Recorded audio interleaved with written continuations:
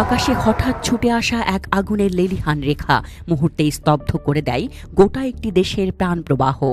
মঙ্গলবার সন্ধ্যায় এমনই এক মুহূর্তের মুখোমুখি হয় ইসরায়েল। ইয়েমেন থেকে ছোড়া একটি ব্যালিস্টিক ক্ষেপণাস্ত্র ইসরায়েলের দিকে ধেয়ে আসতেই রাজধানী তেল আবিব, ঐতিহাসিক নগরী জেরুজালেম এবং আশদোদের আকাশ কেঁপে বেজে ওঠে সতর্কতামূলক সাইরেন।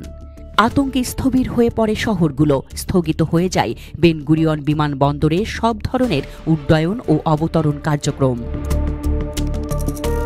আল মায়াদিনের প্রতিবেদন অনুযায়ী এই হামলার প্রতিক্রিয়ায় ইসরায়েলি প্রতিরক্ষা বাহিনী মার্কিন থার্ড এবং নিজস্ব অ্যারো ক্ষেপণাস্ত্র প্রতিরক্ষা ব্যবস্থা সক্রিয় করে, কিন্তু এত কিছু করেও পুরোপুরি প্রতিরোধ গড়ে তোলা যায়নি। ইসরায়েলি মিডিয়া চ্যানেল 12 জানিয়েছে, বেন গুরিয়ন বিমানবন্দরের ফ্লাইট অপারেশন সম্পূর্ণরূপে বন্ধ রাখা হয়েছে ক্ষেপণাস্ত্র শনাক্ত হওয়ার পর থেকে। শুধু তাই নয়, এই ঘটনায় স্পষ্ট করে দিয়েছে যে ইয়েমেনি হুথি প্রতিরোধ এখন আর মধ্যরাতের কিছুটা উৎপাত নয়, বরং তা পরিণত হয়েছে একটি জটিল নিরাপত্তা এবং অর্থনৈতিক হুমকিতে। তেল আবিব বিশ্ববিদ্যালয়ের উপসভাপতি এবং মধ্যপ্রাচ্য বিশ্লেষক এয়াল জিসার বলেছেন, এই ধরনের হামলা এখন শুধু প্রতীকী বার্তা নয়, বরং ইসরায়েলের ওপর সরাসরি চাপ সৃষ্টি করছে। বিশেষত লোহিত সাগরের দিকে যাতায়াত বন্ধ হওয়া, ইলাত বন্দরের অচলাবস্থা এসবই ইসরায়েলকে বিপাকে ফেলেছে। হুথিদের এই হামলার কথা আগেই ঘোষণা দিয়েছে।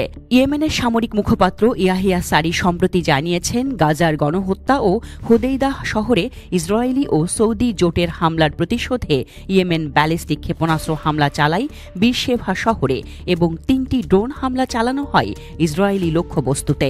এটি কোনো বিচ্ছিন্ন ঘটনা নয়, বরং বিগত কয়েক সপ্তাহ ধরেই ইয়েমেন থেকে ইসরায়েলের দিকে ক্ষেপণাস্ত্র এবং ড্রোন হামলা বাড়ছে, যার কারণে ইসরায়েলি প্রতিরক্ষা নীতিতে মারাত্মক চাপে পড়েছে দেশটি।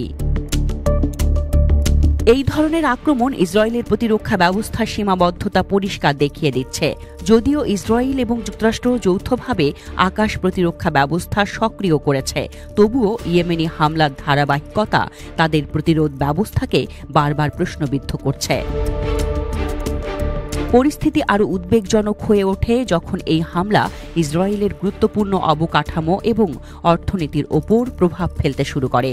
বেন গুরিয়ন বিমানবন্দর বন্ধ হয়ে যাওয়া মানে শুধু একটি ফ্লাইট জট নয়, বরং আন্তর্জাতিক যোগাযোগ ও আভ্যন্তরীণ স্থিতিশীলতায় বড় ধরনের আঘাত। একের পর এক সামরিক ও সাইবার হামলার মুখে পড়ে এখন প্রশ্ন উঠেছে, এই নতুন ফ্রন্টে ইসরায়েল কতটা প্রস্তুত?